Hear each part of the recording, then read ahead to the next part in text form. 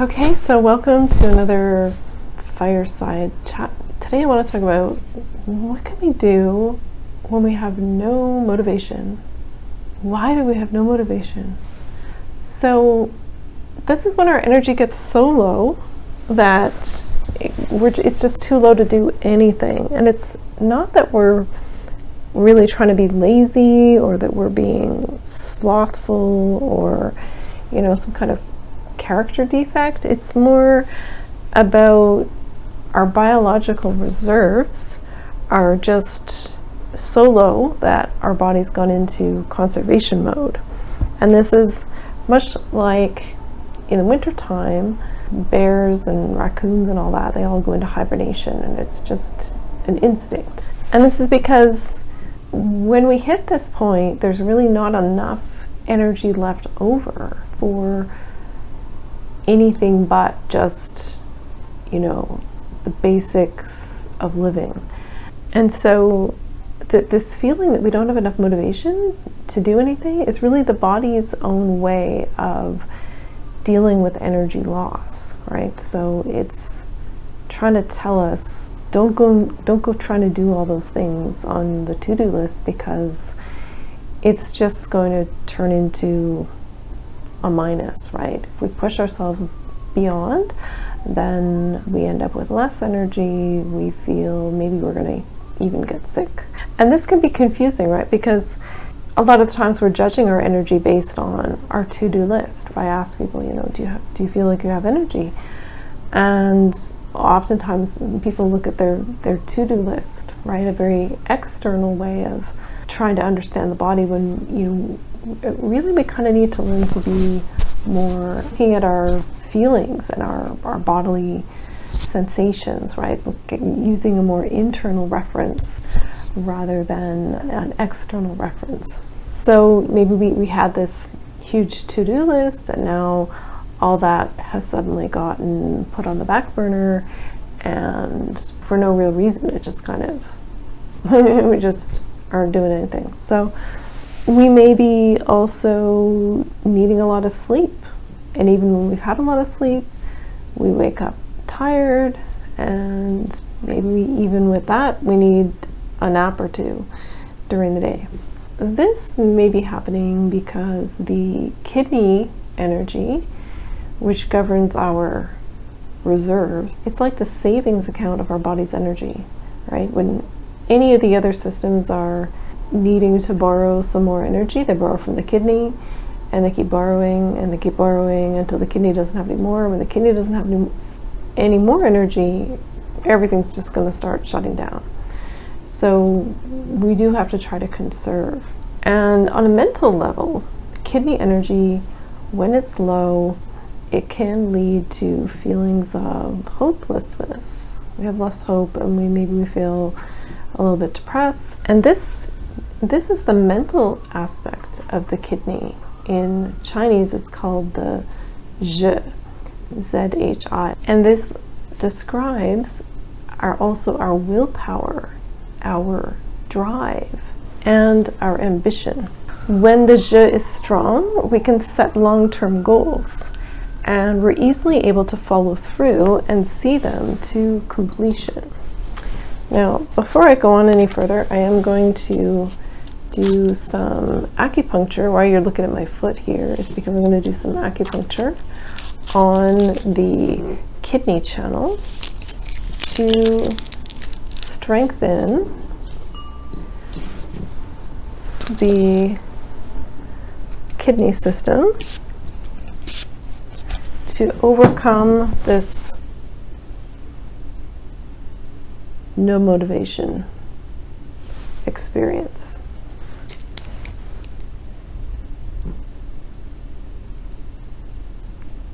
So this is kidney 2 right here. And in here I'm going to do kidney 4.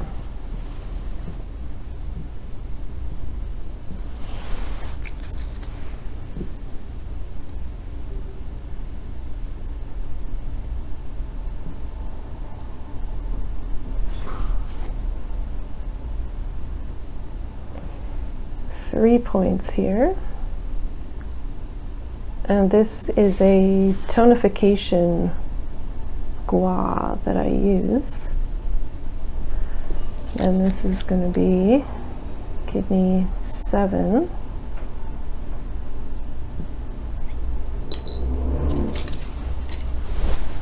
Okay.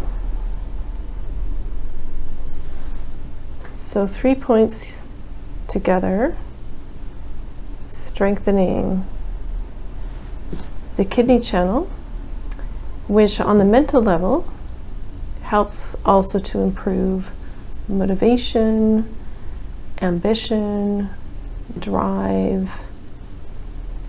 our willpower, essentially. And so this is really, you know, the connection between the mind and the body, right? So working on the energetics of the body, the kidney channel, also affects the mental aspect of the kidney channel, right? So affecting the way the mind is working. So giving, when we have more energy, it's easier to have more drive, more ambition, more willpower.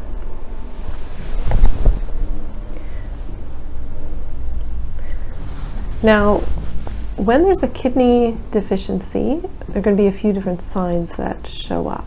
In terms of the pulse, on the radial pulse, we have a weak kidney pulse. It tends to be a weak pulse all over typically, but especially the kidney pulse itself, that position will be weak on the radial pulse. On the tongue, what we often see is a tongue that is pale. And the tongue can also be tooth marked, okay, so it can be a little bit swollen. That's the kidney yang deficiency. You can also get things that show up at the back of the tongue, the root of the tongue. That's the kidney area, the lower body. And there we can either see an overly thick coating, which is the yang is not burning up the damp, or we can get a peeled coating at the root, which is the yin. There's not enough yin, and so the fire is burning too much and burning off the coat. So those are a couple of things that can show up. Now let's talk about what does it look like when the kidney system is balanced on the, how does this look on the mental level? We don't often hear the perspective of what does perfect health look like. So I'm just going to present a little piece of that to you in regards to the kidney system and how it looks on the mental level. So a balanced kidney energy looks like someone moving through life, getting important things done without needing to apply a whole lot of conscious willpower to do it. Their activity is just slow and steady, getting meaningful goals accomplished. And there's not a lot of daily thought about those goals. And this is because the je, the mental side of the kidney, is operating more on the unconscious, right? So tasks are just getting done, and there's not a lot of forcing, there's not a lot of having to harness more willpower to get things done. If you're anything like me, right, like that sounds unusual, right? Like who do we know that really lives that way? I don't know about you, but it seems to me that in modern life we're either pushing ourselves like a racehorse, whipping ourselves to get more done, or, and maybe as a consequence of that, we flip to the other side where we're just burned out and just not doing anything. So those are the two sides of an unbalanced kidney system. And the reason for this is because the kidney energy has become depleted. Now here what I'm doing is a gua, kidney 2, 4, 7. This is a metal over water gua. So metal in the 5 element theory, metal is strengthening to the water element. So this kidney channel is water element, and so anyway, without getting too complicated here, this is a strengthening point combination. Now, for an acupuncturist, kidney deficiency is one of the most common health patterns seen in modern people. And this can come from our inheritance, our emotions, as well as our lifestyle. So when we were conceived, we got what our parents' bodies could spare. If their kidney energy, which is their essence, which is also called their jing, if this was depleted, then there wasn't much left over to provide for the growing child. Low kidney energy can also come from the experience of fear. So all of the acupuncture channels are connected with an emotion. With the kidney channel, the emotion is fear. So treating the kidney system treats the fear. For healthy kidney energy, fear is always overcome or balanced with faith. And faith can mean a lot of things to people. Faith that we have the strength to overcome our challenges. It can be faith in a higher power, faith in a brighter tomorrow, faith that if we do good unto others, that good will come back to us in some way. Now, fear can be a very unconscious thing, like an iceberg, where we're only aware of the tip of the surface above the water, the conscious mind. And what lies below the surface is vast and profound.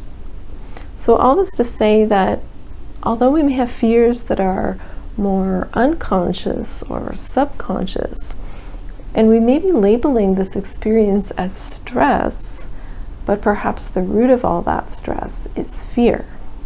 So addressing fear that may be driving us excessively to the point of burnout can be very helpful in healing and improving our kidney energy. And the kidney energy also relates on the mental level, the je, to the acquisition of wisdom.